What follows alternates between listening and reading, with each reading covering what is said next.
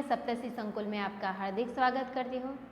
आज की हमारी हिंदी की क्लास में हम कक्षा 9 में जो हमने दूसरा पाठ न्याय मंत्री पढ़ा था, उनका जो अधूरा रह गया है वहीं से हम शुरू करेंगे। तो आप अपनी पुस्तक खोल के रखें और उनमें देखिए, हमने यहाँ तक देखा था कि शिशुपाल के यहाँ एक परदेसी आता है, वह रात का आश्रय लेके उसके घर पे रुकता है। फिर उन दोनों में शिशुपाल उसका आवभगत करते हैं, उसका सत्कार करते हैं। फिर उन दोनों में शाम को बैठे हुए बातचीत होती है। बातचीत में शिशुपाल यह कहता है कि आज की जो व्यवस्था है, देश की जो व्यवस्था है वह ठीक नहीं चल रही है और न्याय अच्छी तरह से नहीं हो रहा है। इस बात को लेकर उन दोनों में बातें होती है और शिशुपाल कहता है कि मुझे यह जो मौका है वह दिया जाए न्याय मंत्री बनने का, तो मैं वह मौके का फ़ायदा उठाकर अच्छी तरह से कार्य करूँगा। फिर एक दिन फिर वह जो परदेसी है वह सुबह होते ही उनके घर से चला जाता है। फिर बाद में कुछ दिनों के बाद शिशुपाल के यहाँ दरबार आते हैं, सिपाही आते हैं और उनको दरबार में बुलाते हैं, महल में बुलाते हैं। तब शिशुपाल डर जाता है कि मुझे महल में क्यों बुलाया गया, और वहाँ जाते हैं। तब वह सोचते हैं कि जो परदेसी उसके यहाँ आया था उसी ने कुछ राजा से कुछ कह तो नहीं दिया ना, इसके कारण मुझे यहाँ बुलाया है। तब वहाँ सोचते सोचते वह शिशुपाल वहाँ जाता है। फिर वहाँ जाते ही उस सिंहासन पे जो राजा सम्राट को बैठे हुए देखता है तो वह चौकित हो जाता है कि जो रात को उसके घर पे जो परदेसी आया था वही सम्राट अशोक है। ठीक है, तो अब यहाँ से हम यह पाठ देखेंगे। लगभग 1 महीने बाद किसी ने रात के एक पहरेदार की हत्या कर दी અને એ શિશુપાલ ને ત્યાં બોલાવવામાં આવે છે। પછી શિશુપાલને જે સમ્રાટ છે એ સમ્રાટ ન્યાય મંત્રીની જગ્યા આપે છે અને એ ન્યાય મંત્રીનું પદ છે એ પદ શિશુપાલ ખૂબ સારી રીતે નિભાવે છે અને બધી એની વ્યવસ્થા એટલી સારી રીતે કરેલી હોય છે કે નગરવાસીઓ નિશ્ચિંત બની જાય છે અને રાતે પણ તેમના દરવાજા ખુલ્લા મૂકીને સૂવે છે કે એમની દેખરેખ હેઠળ એમણે કોઈ ચિંતા કરવાની જરૂર નથી। પણ એ વ્યવસ્થા 1 મહિના સુધી સારી વ્યવસ્થા એ રીતેની ચાલે છે। પછી 1 મહિનો વીતી જાય છે, 1 મહિનો પસાર થઈ જાય છે। પછી એક રાતે એક પહેરેદાર જે બધાની રખવાલી કરે છે ગામ લોકોની, એમાંનો એક જે પહેરેદાર હતો એની હત્યા થઈ જાય, એની મૃત્યુ થઈ જાય છે।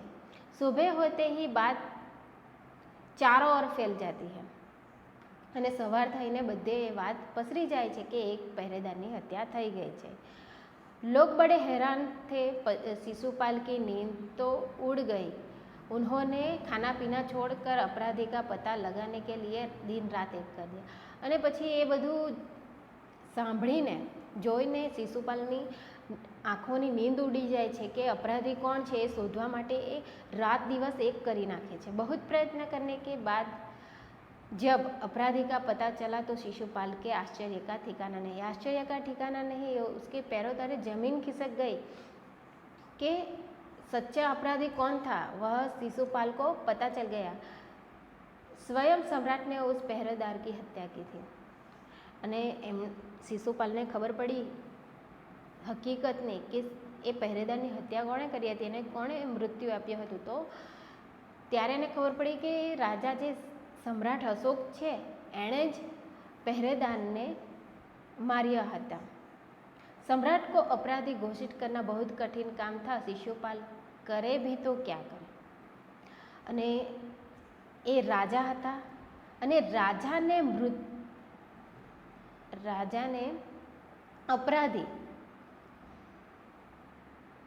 કહેવું एक खूब मुश्किल काम है। एक और न्याय मंत्री थे और दूसरी ओर सम्राट के सेवक, परंतु न्याय की दृष्टि में सम्राट और साधारण व्यक्ति में कोई अंतर नहीं होता। અને શિશુપાલ કરે બી તો શું કરે કે એક બાજુ એના માટે ન્યાયમંત્રીનું પદ હતું અને બીજી બાજુ એ સમ્રાટનો સેવક પણ હતો, નોકર હતો। અને શિશુપાલ જાણે છે કે એ ભલે રાજા હોય કે સાધારણ વ્યક્તિ હોય, न्याय બધા માટે એક સરખું જ હોય છે। अगले दिन शिशुपाल दरबार में पहुंचे। सम्राट अशोक सिंहासन पर बैठे हुए थे। आते ही उन्होंने शिशुपाल से पूछा, अपराधी का पता चला। અને બીજા દિવસે શિશુપાલ દરબારમાં જાય છે અને ત્યાં જોઈ છે તો રાજા સિંહાસન પર બેઠા હોય છે અને એ સમ્રાટ શિશુપાલને કહે છે કે તમને જે અપરાધી છે એ કોણ છે તે તમને ખબર પડી છે, તમે એનો પતા લગાવી લીધો છે। न्याय मंत्री ने साहसपूर्वक कहा, जी हाँ चल गया है। અને ન્યાય મંત્રી શિશુપાલે શું કર્યું, બિલકુલ પણ ડર્યા વગર કહ્યું, હા તે વ્યક્તિનું મને ખબર પડી ગઈ છે, જાણ થઈ ગઈ છે કે એ કોણે અપરાધ કર્યો છે, તો ફિર ઉસે ઉપસ્થિત કરો।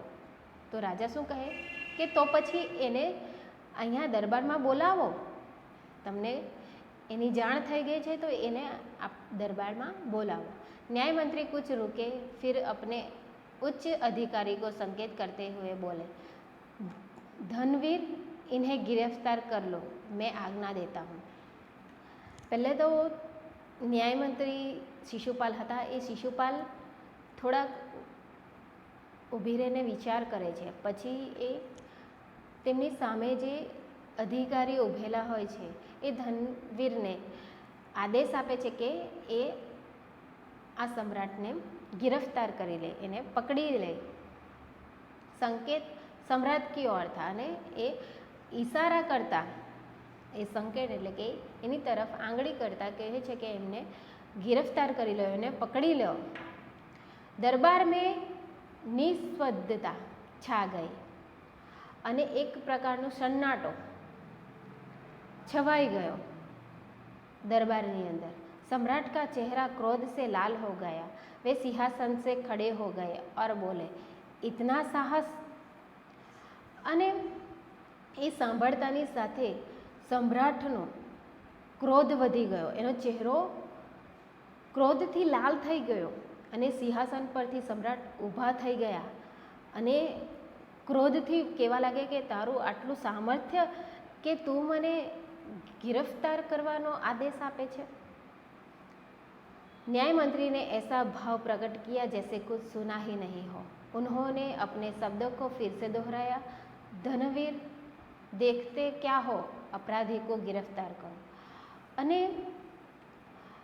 ન્યાય મંત્રીએ એ રાજાના શબ્દ કઈ રાજાએ કીધું એને અવગણી દીધું, એ સાંભળ્યું જ નહીં હોય એમ એની અવગણના કરી નાખી અને પાછા એ જે શબ્દ બોલ્યો હતો એ પાછા બોલે છે કે ધનવીર તમે આ અપરાધીને गिरफ्तार કરી લો।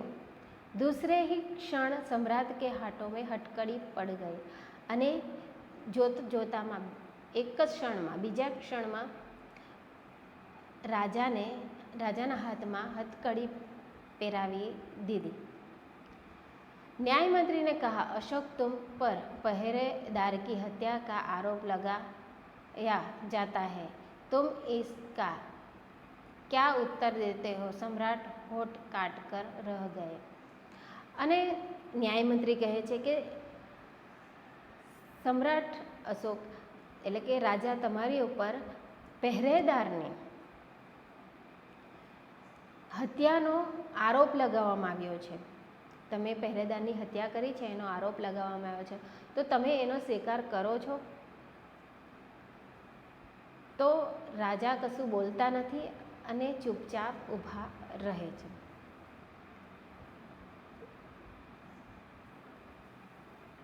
ચૂપચાપ ઊભા રહે છે. વિદ્યાર્થી મિત્રો, આ એક કહાનીમાં